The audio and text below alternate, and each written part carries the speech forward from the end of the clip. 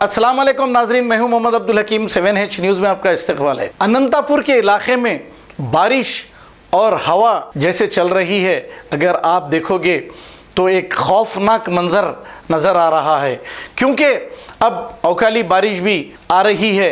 इससे कई ज़राअत को नुकसान हो रहा है, कई लोगों को नुकसान हो रहा है, किसी के शेड उड़ जा रहे हैं। आप देखिए, फिर भी आप अपनी जगहों पर हिफाजत से रहिए, क्योंकि अवकाली बारिश होते ही रहेगी। आइए देखते हैं ये रिपोर्ट।